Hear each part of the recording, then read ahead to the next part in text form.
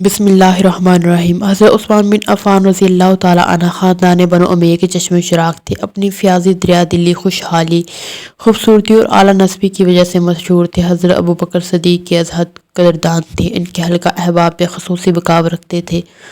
حضرت امام بن عساکر نے ان کا واقعہ یوں لکھا ہے کہ حضرت عثمان غنی رضی اللہ تعالیٰ عنہ فرماتے ہیں کہ ایک رات مسین کعبہ میں موجود تھا، ایک شخص نے خبر دی حضرت محمد صلی اللہ علیہ وآلہ وسلم نے اپنی صاحبزادی حضرت رقیہ رضی اللہ تعالیٰ عنہ کا نکاح ابو لہب کے بیٹے عقبہ سے کر دیا ہے۔ چونکہ حضرت رقیہ رضی اللہ تعالیٰ عنہ بہت حسین خاتون تھی، اس لیے میرے دل میں یہ حسرت پیدا ہوئی، میں نے کیوں ان کی طرف سبقت کی۔ کچھ دیر بعد میں گھر چلا گیا، وہاں میری خالہ بیٹھی ہوئی تھی جو کہنا تھی۔ اس نے مجھے کہا، اے عثمان، تمہیں بشارت ہو کہ تم پہ در پہ 3 بار عزت و تکریم سے نوازے جاؤ گے، پھر 3 بار اور پھر 3 بار، اس کے بعد مزید 1 بار، تاکہ 10 باریاں پوری ہو جائے۔ تمہارے پاس خیر آئی ہے، تم شر سے محفوظ رہے ہو۔ اللہ جانتا ہے تمہارا نکاح ایک حسین دوشیزہ سے ہوگا، کیونکہ تم خود کنوارے ہو اور تمہیں دوشیزہ ہی ملے گی۔ وہ خاتون ایک عظیم و مرتبے کی لخت جگر ہے جسے تم نے حاصل کر لیا ہے۔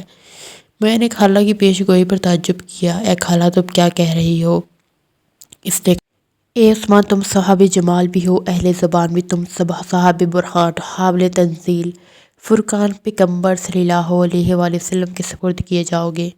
ایسا نہ ہو کہ بت تمہیں فریب زدہ کر دے۔ میں نے کہا، اے خالہ، تم ایسی بات کیوں کر رہی ہو جس کا ہمارے شہر میں کوئی چرچا نہیں؟ اس نے کہا، حضرت محمد صلی اللہ علیہ وآلہ وسلم اللہ تعالیٰ کے رسول ہے۔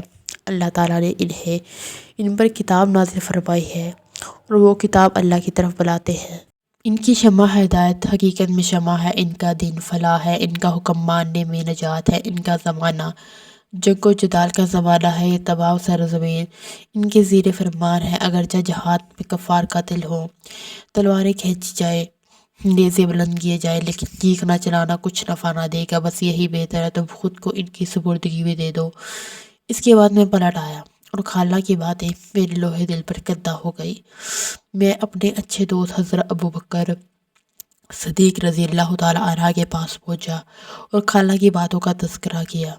انہوں نے نہایت مخلصانہ انداز میں فرمایا، اے عثمان، تم ایک سمجھدار، سلیم و طبیعی شخص ہو، بے شک وہ تمہیں حق کی طرف متوجہ کرنے والی حق شناس خاتون ہے۔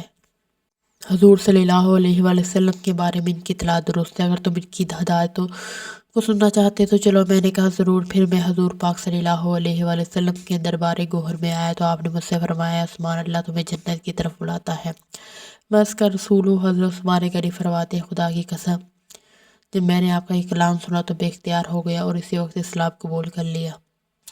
کچھ عرصے کے بعد رسول صلی اللہ علیہ وآلہ وسلم کی نور چشم حضرت رقیہ سے میرا نکاح ہو گیا۔